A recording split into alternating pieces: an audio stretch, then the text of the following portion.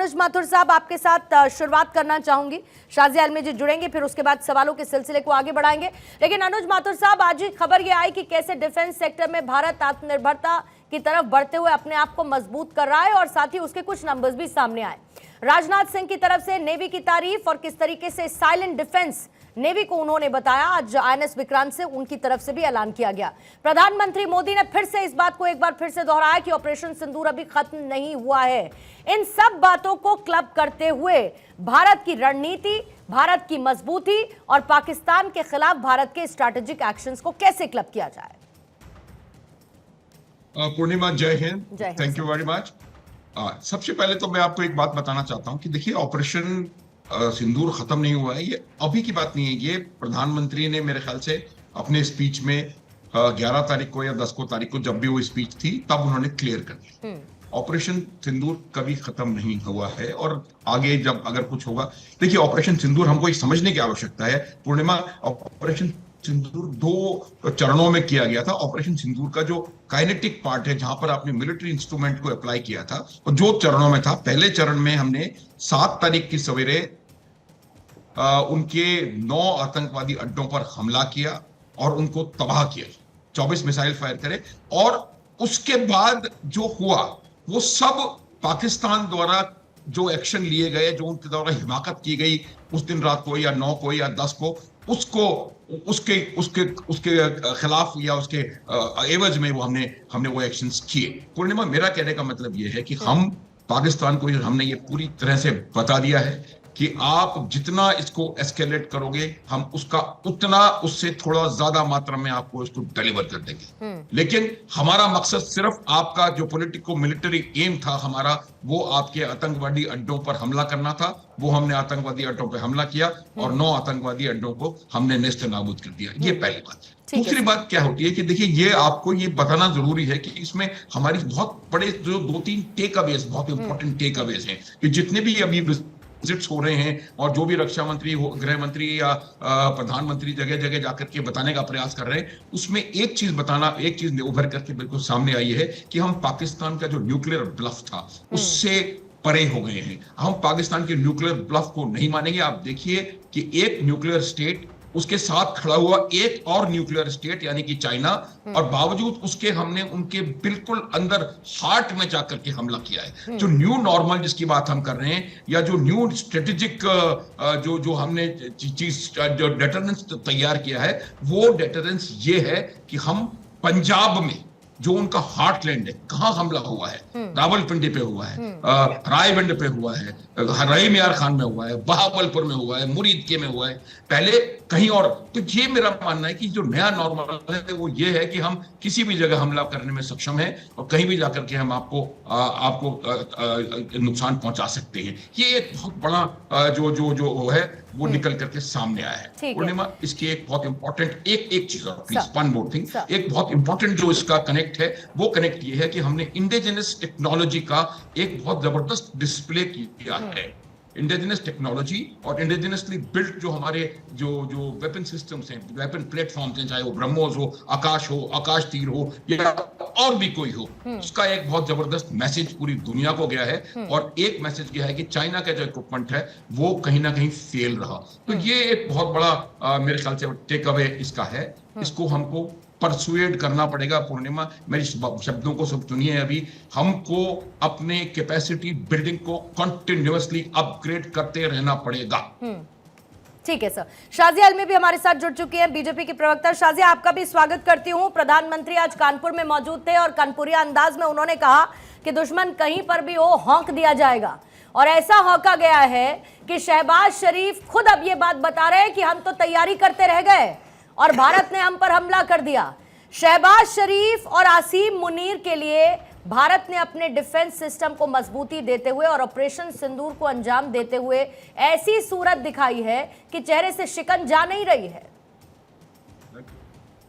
बिल्कुल, और मैं खुद कानपुर की हूँ तो मुझे कानपुरिया अंदाज का थोड़ा बहुत अंदाजा है और बहुत ही मुझे लगता है साफ तौर से, साफ गोई से प्रधानमंत्री जी ने बहुत ही स्पष्ट रूप से कह दिया है, साफ कह दिया है और कई बार पहले भी कहा है कि जो हमारी पुरानी जो डॉक्ट्रिन रही हुई है सालों साल की, लेकिन अब उसमें किसी भी तरह से चरमपंथियों से लड़ने के लिए नरमपंथी बनने का कोई भी मुझे लगता नहीं है कि इसके लिए कोई भी गुंजाइश कहीं पे भी है। स्ट्रेटेजिक रेस्ट्रेंट का वक्त खत्म हो गया है और एक तरह से ऑपरेशन सिंदूर जो है वो जारी है और हम लोग किसी भी तरह से आंख में आंखें डालकर रिटेलिएशन और जवाबी कार्रवाई किए बगैर नहीं चुप बैठेंगे, बर्दाश्त नहीं करेंगे और हर एक लेवल पर डिप्लोमेटिकली भी इंटरनेशनल कम्युनिटी में जाकर अपनी बात भी कहेंगे। जहां तक हमारे भी आर्मी के तौर पर, वेपनरी के तौर पर अपग्रेड या मॉडर्नाइजेशन की बात है, वो भी उतनी ही जरूरी है जिसका जिक्र अभी हमारे डिफेंस एक्सपर्ट भाई साहब भी कर रहे थे।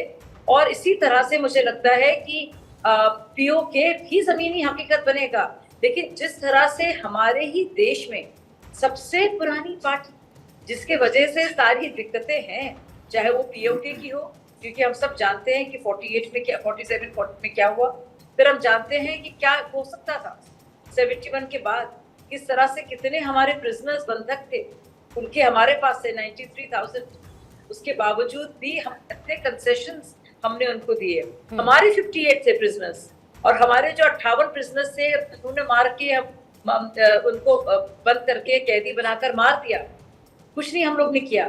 तो हमारे पास मौके रहे हैं, एक बार नहीं कई बार इस पीओके की समस्या को खत्म करने का, कम करने का, लेकिन बजाय उसकी बात करने के आज के दौर पर एक पार्टी लगातार जो कि विपक्ष की सबसे बड़ी पार्टी है वो ये सवाल पूछ रही है और वो ना तो मानना चाह रही प्रधानमंत्री जी की बात, आप समझ सकते हैं, डीजीएमओ की बातें मानना नहीं चाह रही है, एक्सटर्नल अफेयर्स के मंत्री को तो बुरे बुरे नाम और शब्द से उनको मुखातिब कर रही है, का नाम दे रही है। ना सिर्फ ये, जो हमारी सैन्य बल है, जो हमारी शक्ति है, जो बाकायदा हमारी ब्रीफिंग्स के जरिए जो हमने अचीव किया है, तो उसका जिक्र नहीं करना चाह रही है, बल्कि ये पूछना चाह रही है कि हमारी सॉवरेनिटी अंडरमाइन हो, हमारी बात कितना हमारा नुकसान हुआ है, जिसके बारे में बाकायदा विक्रम मिश्री जी ने कहा है जो नुकसान हुआ नहीं हुआ है समय आने पर हम बताएंगे। पर ये नहीं पूछ रही कि हमने क्या टारगेट अपना एस्टैब्लिश किया है, क्या हम वो कर पाए कि नहीं कर पाए, पाकिस्तान का हमने कितना नुकसान किया है।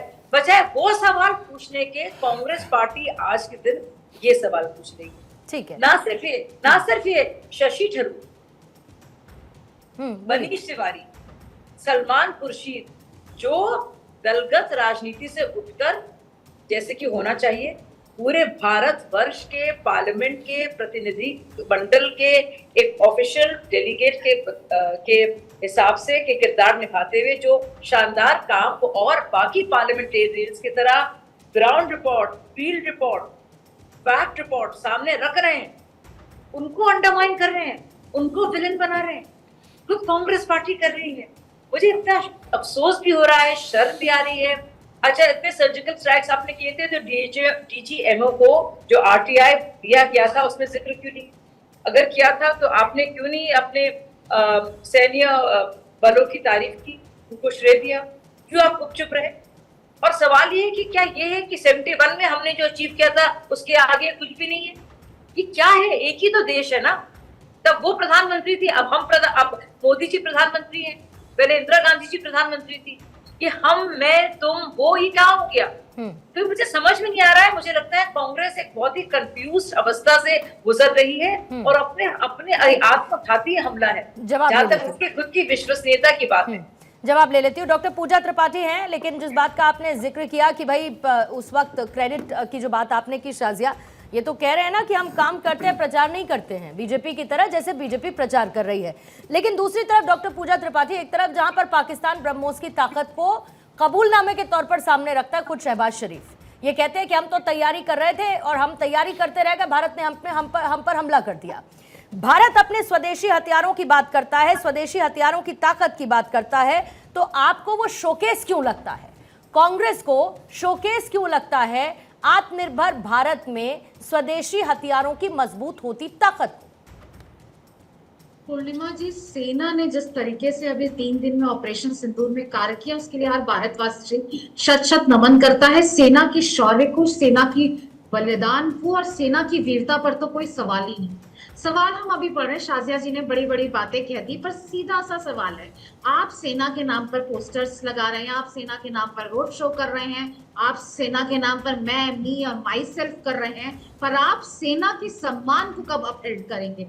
आपने, भारतीय जनता पार्टी ने विजय शाह को एक से हमारी कर्नल सोफिया कुरैशी जो ऑपरेशन सिंदूर का प्रतिनिधित्व कर रही थी, ये देश की आधी आबादी की हर औरत जो सिंदूर लगाती है, जिसके सिंदूर पर हमला हुआ था 22 अप्रैल की रात में, उसका प्रतिनिधित्व कर रही थी, उससे इन्होंने आतंकवादियों की बहन कहा। पर भारतीय जनता पार्टी में मजाल की किसी की बोलती बंद हो गई हो, मजाल की किसी ने कोई एक्शन ले लिया, कोर्ट तक ने कह दिया गटर छाप भाषा, पर भारतीय जनता पार्टी कुछ नहीं करेगी।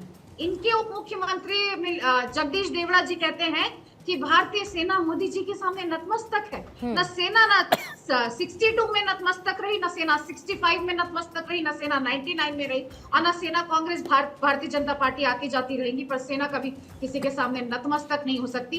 पर भारतीय जनता पार्टी ने कोई एक्शन नहीं लिया। कर्नल सोफिया कुरैशी की परिवार को लोकल कलेक्टोरेट, ये उनके परिवार का बयान है इंडिया टुडे को लेकर, लोकल कलेक्टोरेट ने बुलाया कि आप मोदी जी की रोड शो में आइए, फूल बरसाइए। जिस परिवार के ऊपर मोदी जी को, जिस परिवार के ऊपर भारतीय जनता पार्टी या हर भारतवासी को फूल बरसाना चाहिए, वो सड़क के किनारे खड़े होकर मोदी जी के रोड शो में फूल बरसा रहे, पर सेना का अपमान नहीं हो रहा। आज आप इंडिजिनस की बात करते हैं, हमें अपनी भारतीय सेना पर गर्व है, चाहे ब्रह्मोस हो, चाहे S-400 हो, चाहे जिस तरीके से ड्रोन्स अटैक का इन्होंने हर एक, पाकिस्तान को तो मैं पाकिस्तान कहूंगी नहीं, ना पाकिस्तान है, आतंकिस्तान है, आपने बिल्कुल सही नाम दिया, वो तो एक टेरर स्टेट है, वहाँ आर्मी ISI के अंदर काम करती है और आर्मी चलाती है। तो जिस तरीके से सेना ने उसको एकदम माकूल जवाब दिया, उसको सेना को जितने सैल्यूट दिया जाए वो कम है। पर कल air chief marshal Amarpreet Singh, air chief marshal, हम सबने इंडियन एयरफोर्स की भूमिका देखी कि आपने इस लड़ाई को जमीन तक नहीं आने दिया, आपने उन्हें हवा में ही ध्वस्त कर दिया, इतने एयर बेसेस ध्वस्त कर दिए। पर वो कल ये बात उठा रहे थे कि डिफेंस डील साइन हो जाती है, पर वो नहीं होते। और air chief marshal Amarpreet Singh का रेज्यूम हम सब जानते हैं, वो एक फाइटर पायलट से उठे हैं और उन्होंने ये जो सारी चीजें देखी हैं उसको लेकर वो कर रहे हैं। तो ये बात कांग्रेस की और उसकी नहीं है, आप राजनीतिकरण कर रहे हैं। आप कहते हैं कि आप 10 दिन से बात चल रही थी, आप घर घर सिंदूर बांटेंगे, आज अमित मालवीय जी ने, जानती हूँ प्रेशर आ रहा था पूरे देश